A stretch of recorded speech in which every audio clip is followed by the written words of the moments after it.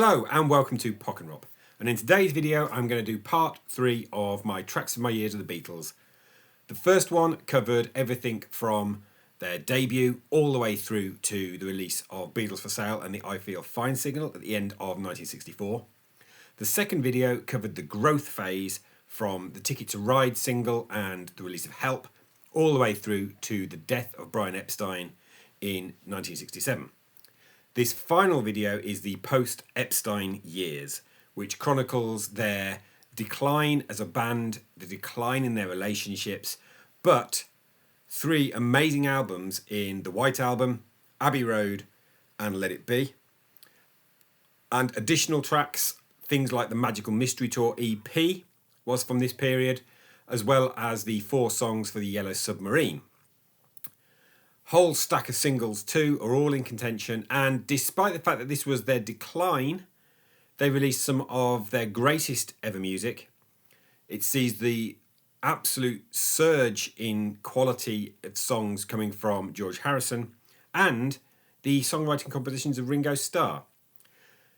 I'm literally just back off holiday, and so I'm going to see if I can do this entire run of 30 songs in a single take. Before I dive in, I would just like to remind you to subscribe if you've not already done so. Click the thumbs up to like the video and the bell to receive notifications of future content. So let's start with number 30, and it's the opening track of side 2 from the White Album. It's Martha, My Dear. Always like this song. I love the musicality in it. I think it's one of Paul's best musical ditties. And sticking with the White Album for number 29, for Sexy Sadie, a song that was basically going to be called Maharishi, except that George really objected to this. So this was written after they'd been to India and had become, certainly John, disillusioned with the Maharishi Mahesh Yogi. George was still enthralled to him, but John wrote this song called Maharishi, and George refused to play it unless it was changed, and it became Sexy Sadie. I really like Sexy Sadie. Number 28, the sole representation from the Yellow Submarine film song track, and it's Hey Bulldog. Hey Bulldog is brilliant. I absolutely adore this song. I think it's cited as being the last time that the Beatles really just had fun in the studio. I mean, I don't think that's entirely true, as you'll see from the Get Back project that Peter Jackson did. But they were having fun, they were riffing on what they were playing. It's a nonsense song, but it's really got such a great vibe. It was cut from the film.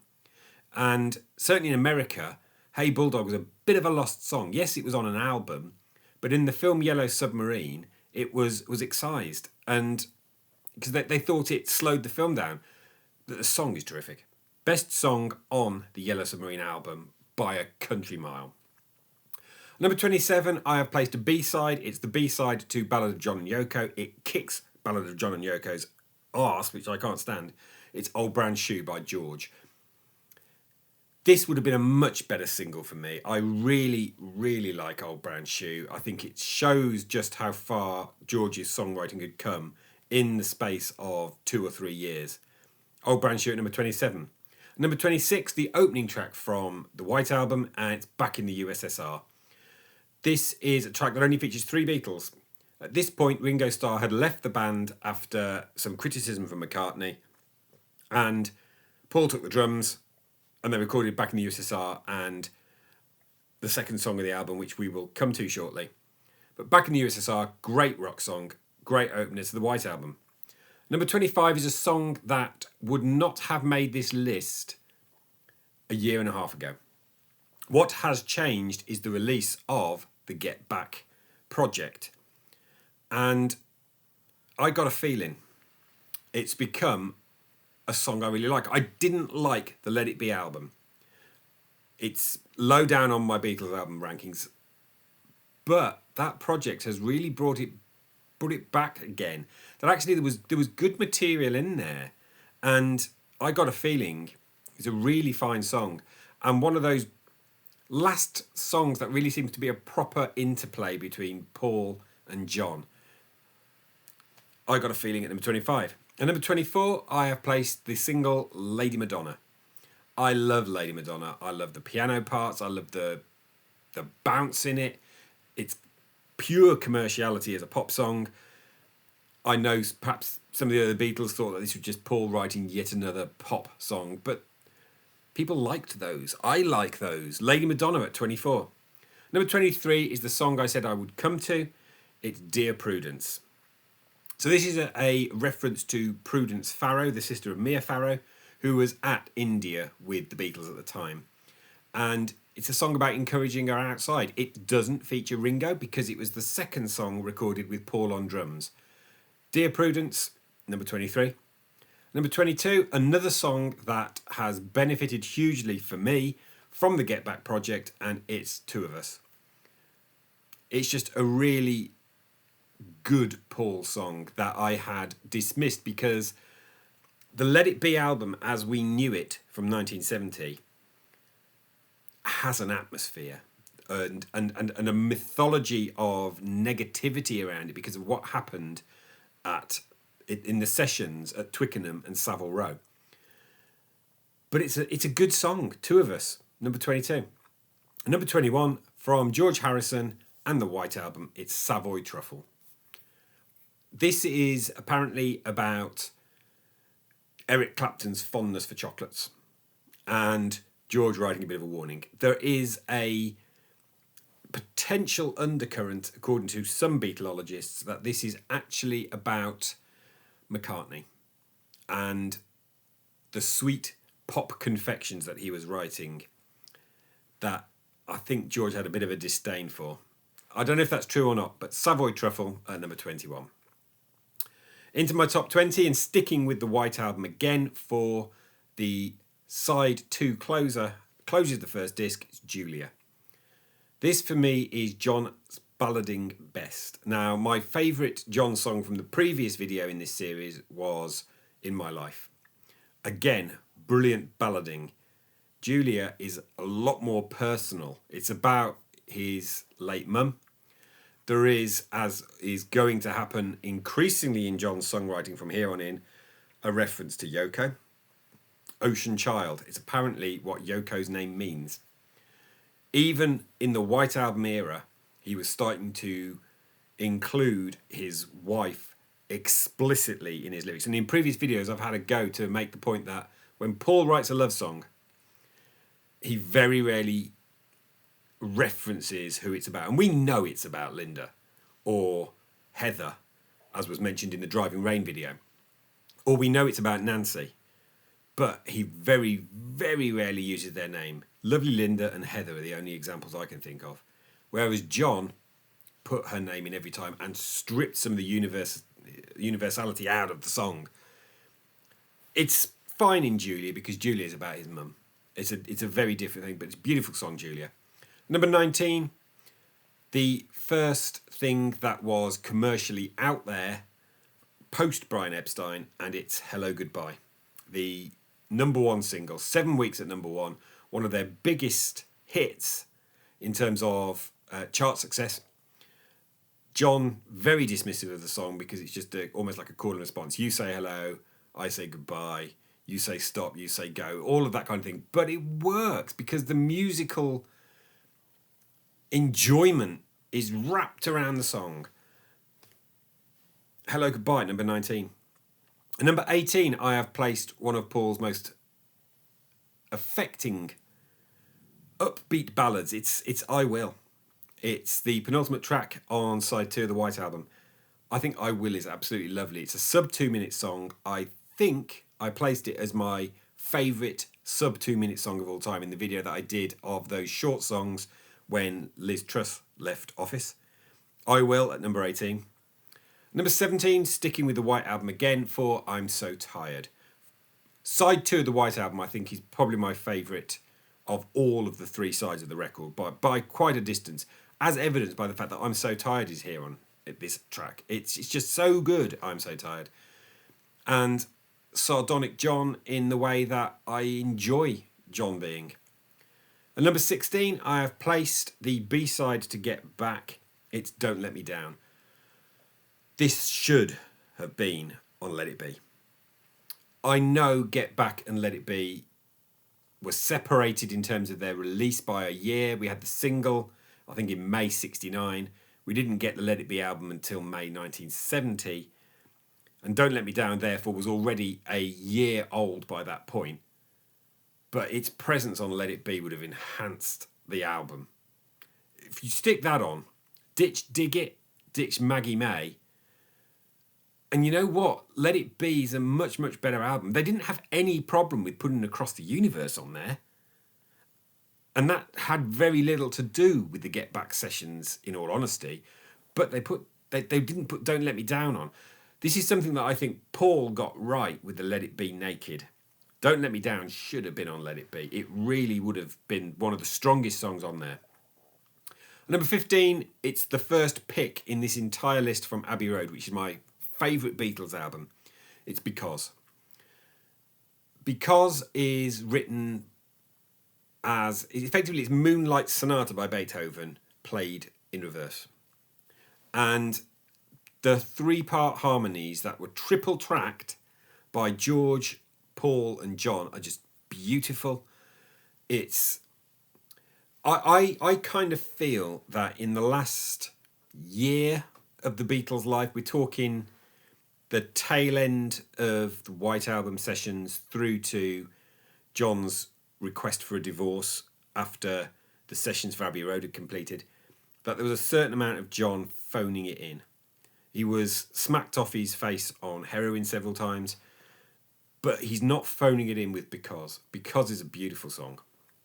Number 14, we're back to the White Album for Helter Skelter. I don't care whether it's the mono version or the stereo version. I like both of them. I do like the stereo ever so slightly more because of the fade out, fade back in and the blisters on my fingers yell. It's such a loud, aggressive piece that it's more or less inventing heavy metal. Helter Skelter at 14. At number 13, I have placed Come Together from Abbey Road. Now, Come Together led to a lawsuit because it was a rip-off of Chuck Berry's You Can't Catch Me, I believe. It led to John being required to record 3 songs owned by the people who owned that song, which I think was Maurice Levy. But Come Together is just...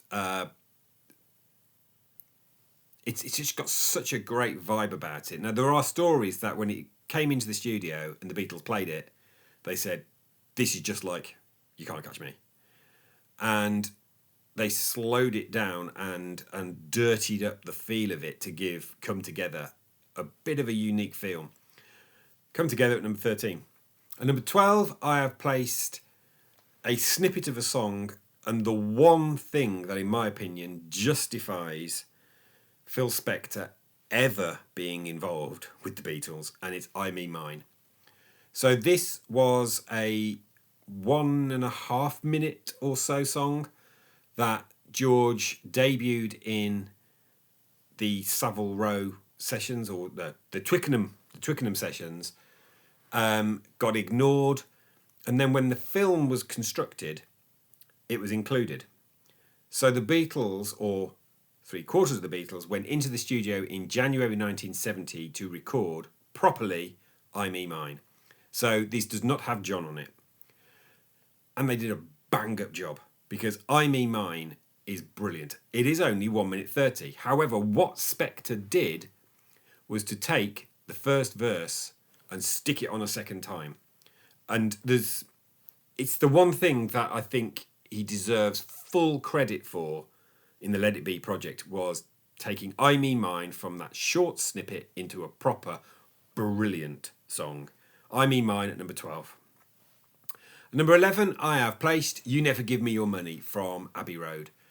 This is the first and probably most obvious of something that Paul is going to do for the rest of his career, and that is bang multiple songs together. So there are at least 4 parts to You Never Give Me Your Money. We will see that happening again when he does Uncle Albert Admiral Halsey on Ram. And I'm currently reading The McCartney Legacy, and it's interesting to see that they really were separate songs that he went put that bit together and put that bit together there. For me, the first time he did it purely about his own material is this, You Never Give Me Your Money, number 11. And number 10, we're sticking with Abbey Road for Octopus's Garden. Ringo's representation on this entire list, and it's just so joyful. It's a real light-hearted, fun song and fun piece that Abbey Road would be the poorer without Octopus's Garden. It's Ringo's best song for the Beatles. He only wrote 2, but Octopus's Garden, absolutely fantastic. And number 9, we're back with George and the White Album for While My Guitar Gently Weeps. Again, we're talking a song here that the rest of the Beatles, or at least John and Paul, were not giving much attention to. George was getting fed up. He invited Eric Clapton in to play on it, and all of a sudden the band were on their best behaviour because Clapton was a bit of a guitar god. And we get the incredible While My Guitar Gently Weeps, which some people cite as being the best song on the White Album. I disagree, but I certainly think it's right up there. While My Guitar Gently Weeps, number 9.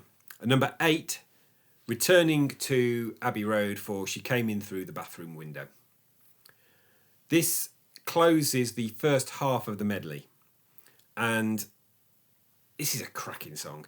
Apparently based on a true story of someone who broke into Paul's home. It's just such a good pop song. And the playing on it is absolutely fantastic. And coming as it does at the end of the first half of the medley, it's just absolute genius. Great song. She Came In Through the Bathroom Window. And number 7, I have placed Revolution. And it must be the B-side version to the Hey Jude single, because I find the Revolution 1 on the White Album slow and a bit pointless, because we have Revolution on the B-side. Revolution 2, I believe it was, in terms of the take. The attack, the aggression, this is the sound of a revolution. Brilliant Lennon song, and it will be the last Lennon song on this list. Revolution at number 7. At number 6, I have placed, from Abbey Road, Here Comes the Sun, the most played Beatles song on Spotify. And for many, George's masterpiece. Again, I disagree. Here Comes the Sun is absolutely beautiful. It's got complex time signatures. It's got some fantastic guitar playing. It's got a beautiful sunny disposition of a whole song. And it's timeless. Here Comes the Sun at number 6. At number 5, I have placed the title track of their last released album. It's Let It Be. This was kept off the number 1 spot by another peerless song, which is Bridge Over Troubled Water. Sometimes I think, why didn't Let It Be make number 1? And then I remember Bridge Over Troubled Water. And you know what? I rate Bridge Over Troubled Water as a better song. But Let It Be is just fantastic. It's had a fair bit of stick over the years as being Hey Jude without the emotional release. But I disagree. It's almost the equal of Hey Jude, in my opinion. Because at number 4 is Hey Jude. Hey Jude is just an amazing song, and the balls of the band to put out a 7-minute single where 4 minutes of it is na na na na and a few shouts, and it's just incredible. Even then, you find yourself listening to the whole 7 minutes. It's funny that there is more musical invention and fun in 4 minutes of a coda of that song than there is in many pop songs. That's only 4 chords cycled round, but boy do they play the hell out of it. Hey Jude at number 4. Number 3 is a cheat, because I have placed something that I don't think you can separate, and furthermore, it's Golden Slumbers, Carry That Weight in the End. It's not the first time I've cheated with this, because they are three separate songs, but you can't tear them apart for me. And actually, not one of these three songs would have made it into my top 20 here without the other two parts as well. And it is the perfect example of something being far greater than the sum of its parts. I don't think you can separate them. They're absolutely perfect with each other. And that line, and in the end, the love you make is equal to the love you take. Perfect, perfect way to send off the greatest band of all time. Golden Slumbers, Carry That Way at the End is my number 3. Now, number 2 is something that indicates I said I beg to differ. I've placed Blackbird from White Album. This is my favourite from the White Album and the greatest song on there. Blackbird is just acoustic guitar perfection. And yes, it's only got Paul on it, but it's Blackbird. It's just so beautiful and so good that, oh, it's amazing. And yet, it is not the number 1 on this list, because that is from Abbey Road and it's Maxwell Silverhammer. Just kidding, it's Something by George Harrison. Something is absolutely brilliant. This was at one point in my life my number 1 song of all time. It is in my top 10 songs of all time. It is, for me, this is George's real masterpiece. This is streets ahead for me of While My Guitar Gently Weeps or Here Comes the Sun, both of which have already been in this top 10. But Something, it's just... It was George's first A-side as a single. The fact that it did not reach the top of the charts, I can only put down to the fact that they released the single after the album was out. Because if this had been released prior to the album as a trailer, Something would have shot to number 1. Because it deserves it. It's an absolutely brilliant song. And it's my number 1 from the Post-Epstein phase. So that concludes my Tracks of My Years, 30 songs from the Beatles post-Epstein phase towards their dissolution. Just to mention things like Get Back didn't make it in. I've grown to really appreciate Get Back again as a result of that film, but there's so many good songs and the quality level of those albums is being so high that there just wasn't room for them. I am debating whether or not to do a big old smush together and do my top 100 Beatles songs and seeing how many from each of my 30s actually makes it in and where they all end up. If you'd like to see that, please do leave a comment in the comments below. I will be back again in a week with another video. But until then, I'd remind you to hit the subscribe button, the thumbs up to like the video, and the bell to receive notifications of future content. And thanks for watching.